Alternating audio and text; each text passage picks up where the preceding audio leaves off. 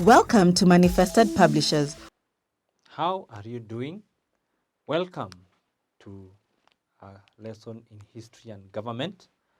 We are handling a topic international relations. I'm teacher Conan Gakure, and I'm glad that you have joined me, and I hope that you are going to learn more as we continue to learn things concerning international relations. Today we are continuing with the subtopic on the subtopic that is the organization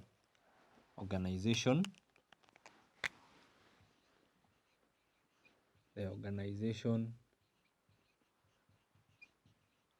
of the UN, the organization of the UN. That is what we are going to learn about in our today's lesson.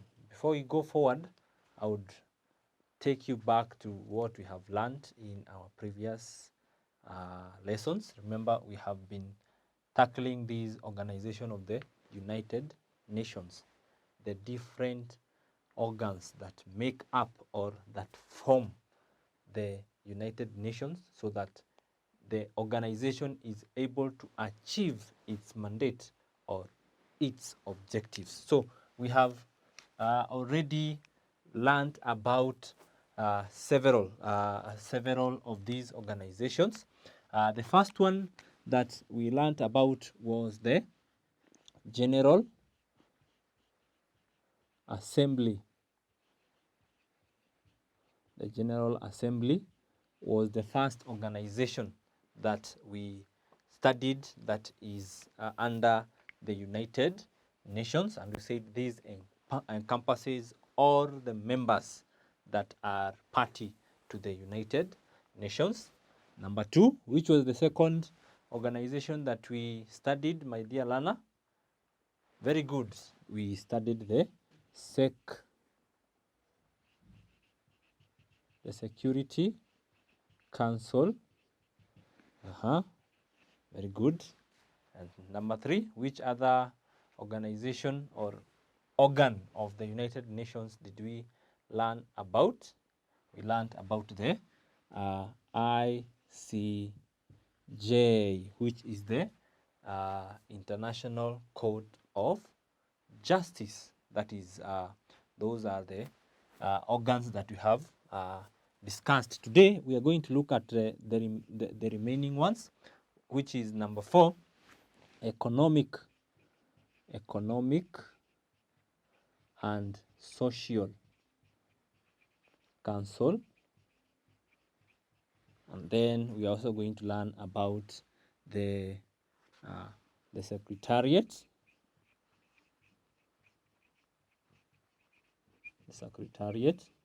And then lastly, we are going to look at the Trusteeship Council. So we have already come into contact. We have dealt with the General Assembly. We have dealt with the Security Council. We have dealt with the ICJ. Now, allow me to take you a step further and study about the Economic and Social Council. So that is number four, the Economic and Social Council or Council. So when you talk of the Economic and Social Council, this is a council that has 54 members. It has 54 members. Each they serve for 3 years. They serve for 3 years term. So each member is elected to take position in this council for 3 years. So it happens that in each and every year, the General Assembly is meeting. They appoint 18. They appoint 18 members. They appoint 18 members are appointed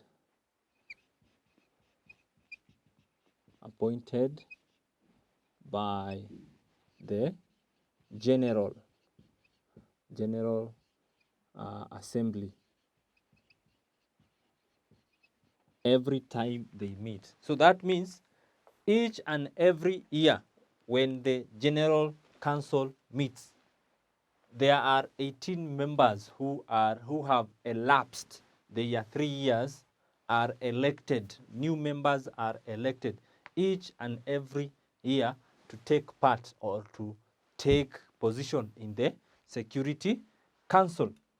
So what are the duties of these Security Council? What are the duties or functions of this council? The functions of the Economic and Social Council. And I've said it has 54 members drawn from the General Assembly, right? And each member serves for how many years? 3 years.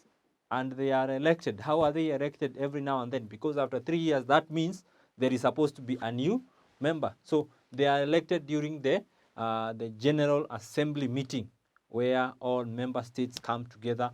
And then, so one of the duty or one of the things they do, they elect members into this Economic and Social Council. So their functions are these. Number one, they make and submit reports. Make and submit reports. They make and submit reports about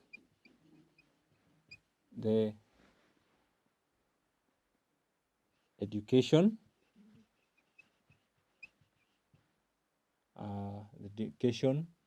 economic, we have the health, education, economic, it's economic, not economic,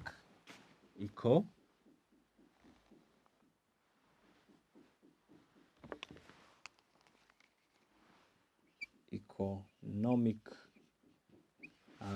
activities. We have health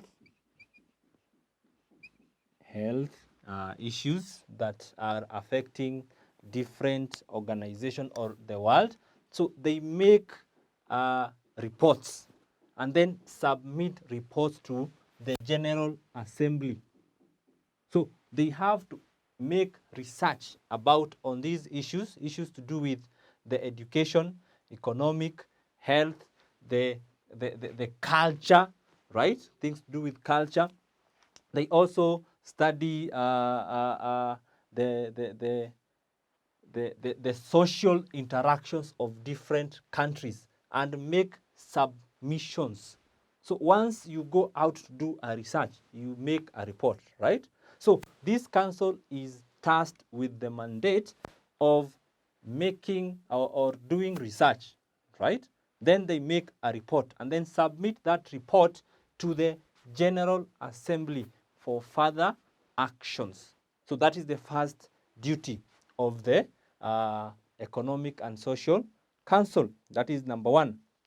Number two, they also make and submit. They also make and submit reports concerning human rights. Human rights. So first, it is about the social, education, economic, health, social issues. And then number two, they also make reports concerning human rights. How are the affairs of, or how are the human rights and freedoms being observed in different parts of the world? And then number three, they organize conferences. The council is concerned with organize conferences. They organize conferences on social and economic issues. So if there is a pertinent issue affecting the world that is economic in nature or social in nature, it is the duty of this council to convene conferences where people could come and discuss and make up decisions that could be acted upon by the member states through the General Assembly. And also, number 4, they draw up conventions. They draw up conventions. These are agreements or regulations that are supposed to be followed. It is their duty to draw up conventions concerning economic and social matters. And then lastly, they create a link. They create a link between the UN and the civil societies. They create a link between the United Nations and the civil society. So they are a bridge between civil societies, independent civil societies, and then the UN or the United Nations. So those are the functions of that council. Let's take a step further and then look at the second last organization, which is the secretariat. The secretariat. So this is engaged with the day-to-day running of the United Nations. So it is headed by the Secretary General. It is headed by a Secretary General. So this is the head of the secretariat. A secretariat is the body that is concerned with the day-to-day running activities of the United Nations. So it is the Secretary General is elected from the lesser powers, and he serves for 5 years. 5-year term. So each Secretary General serves for 5-year terms, and they are elected from the lesser powers or from the minor powers. So he has, or there have been several Secretary Generals. One from Africa that we can mention is Kofi Annan. That was a Secretary General that had been elected from Africa. Also, another African who had been elected earlier was Boutros Ghali, who was from Egypt. Kofi Annan was from Ghana. So those are just some examples of the Secretary Generals that have been elected. So these generals come from the minor powers. So what are the duties of the Secretariat? Let us look at the duties or the functions. The duties of the Secretariat, that is, number 1, they raise issues that threaten. So number 1, raise issues. They raise issues that threaten the world peace to the Security Council. Remember, we said this is the permanent decision-making organ concerning the issues of international peace. So it is the duty of the Secretariat to raise up these issues that are potentially that can potentially lead to a threat of international peace to the Security Council. And then number 2, they mediate. They are mediators. They mediate international disputes. They mediate international disputes. So before the disputes go overboard or go beyond the hand, it is the duty of the Secretariat to come and try and mediate between the warring parties. they try and bring an amicable solution to the things or to the issues that are being held. And then they also organize conferences. They organize conferences on international issues. That is their duty to organize. And then they register treaties that have been made. They register treaties that have been made to the UN, right? So if there is a treaty that has been made between member parties, right? So it is the duty of the secretariat to register them, and then they publish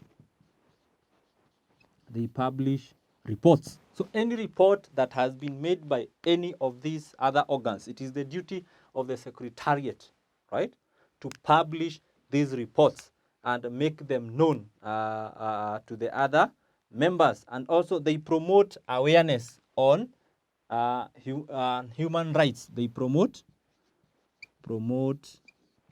awareness. They promote awareness on human rights. And then second last duty of the secretariat, they also translate or interpret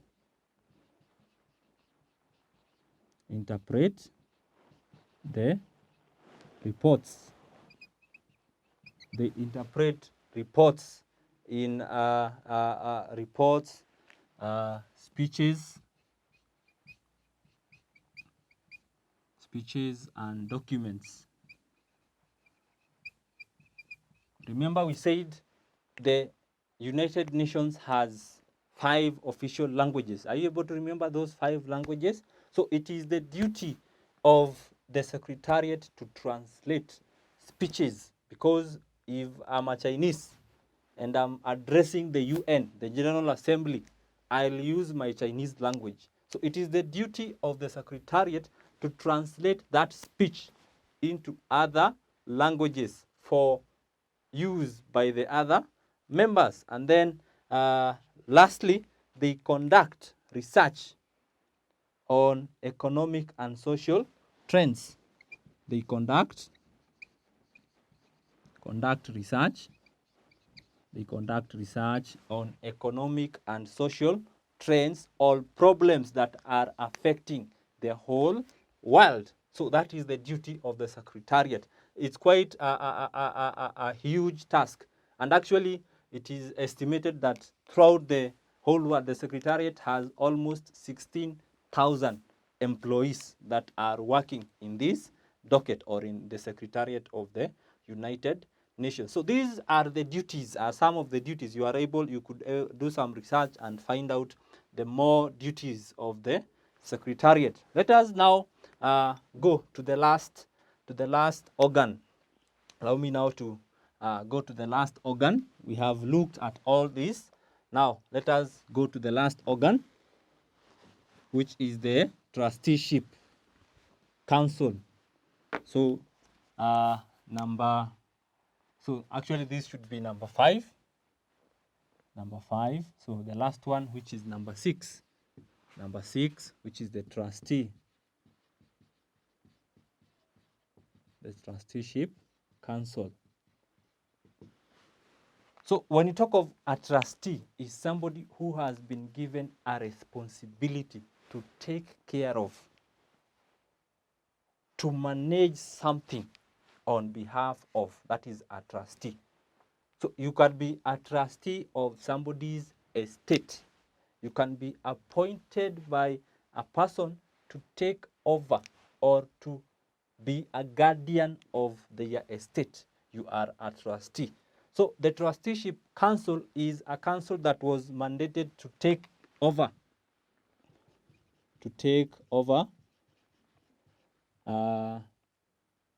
states that were under the League of Nations. Remember, after the First World War, there were some countries or there were some territories that were taken from the Allied powers and were given to be led or to be, they were mandated under the League of Nations. So it was the duty of the Trusteeship Council to take over and make sure that these countries or these nations are running well. It was also to take over the countries that had been taken away from. It was mandated to take mandates over territories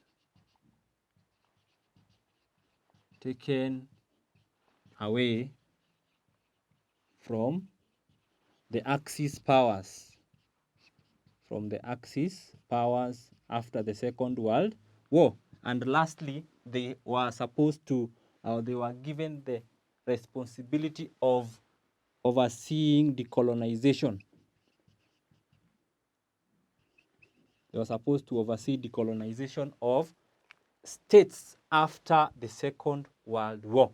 So much of their work is done. There are only some few islands in the Pacific, in the Atlantic, and the Indian Ocean that to date are still under the mandate of the European powers. So it is the duty of the trusteeship country, or the trusteeship council, not country, excuse me, to take over or to make sure that these territories that have been taken care of, that had been taken away from those countries that were defeated during the world wars, are being taken care of, and ensure that there is decolonization, total decolonization of countries in the world. So that is the organization of the United Nations. We have looked at the 6 organs that encompass the United Nations. So as we end our lesson today, allow me, as usual, to give you a revision question. I can just write here, revision question. Revision question. And I hope you can note them down. These are the questions. Number 1, identify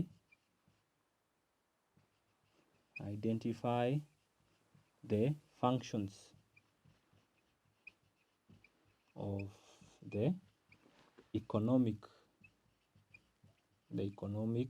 and social council. Then number 2, state the duties of the United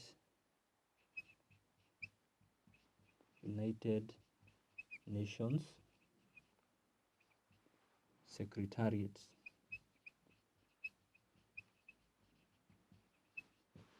The questions are: number 1, identify the functions of the Economic and Social Council. And then number 2, state the duties of the United Nations Secretariat. And with that, my dear learner, we come to the end of our lesson today. Bye-bye.